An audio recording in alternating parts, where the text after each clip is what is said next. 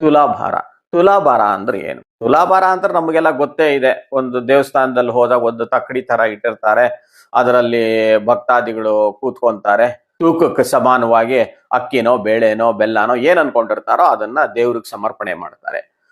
ಯಾಕೆ ತುಲಾಭಾರ? ಇದೆಲ್ಲ ನಮಗ್ ಗೊತ್ತಿದೆ, ಬಟ್ ಯಾಕೆ? ಇದ್ರ ಹಿಂದೆ ಏನು? ಇದ್ರ ಹಿಂದೆ ಒಂದು ಚಿಕ್ಕ ಘಟನೆ ಇದೆ ಮಹಾಭಾರತದಲ್ಲಿ.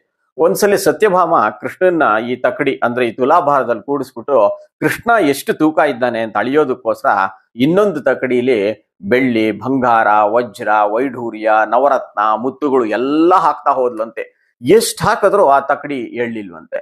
ದೇವ್ರನ್ನ ತೂಕ ಮಾಡಕ್ಕಾಗತ್ತೆ? ಇದನ್ನ ನೋಡ್ತಾ ಇದ್ದಿದ್ದು ರುಕ್ಮಿಣಿ ಬಂದ್ಬಿಟ್ಟು ಒಂದು ದಳ ಶ್ರೀ ತುಳಸಿ ತಗೊಂಡು ಭಕ್ತಿಯಿಂದ ಆ ತಕಡಿಲಿ ಇಟ್ಲಂತೆ. ಕೃಷ್ಣ ಇಮಿಡಿಯೇಟ್ ಆಗಿ ಮೇಲಕ್ಕೆ ಬಂತಂತ, ಅದು ತಕಡಿ ಬ್ಯಾಲೆನ್ಸ್ ಆಯ್ತು ಅಂತೆ.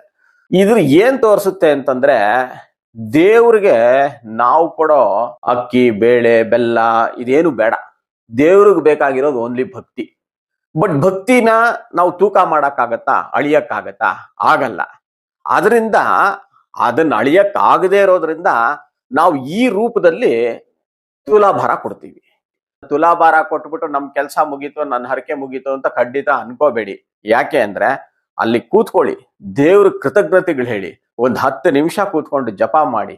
ಅದು ಹೇಗೆ ರುಕ್ಮಿಣಿ ಬರೀ ಒಂದ್ ಶ್ರೀ ತುಳಸಿ ಇಟ್ಬಿಟ್ಟು ಕೃಷ್ಣನ್ನ ಮೇಲಕ್ಕೆ ಎತ್ಬಿಟ್ಲೋ, ಅದೇ ತರ ನೀವು ನವಧಾನ್ಯ ಕೊಡೋದೋ ಇಲ್ಲ ನೀವು ಏನ್ ಅನ್ಕೊಂಡಿದ್ದೀರೋ ಕೊಡಿ, ಅದು ತಪ್ಪಲ್ಲ.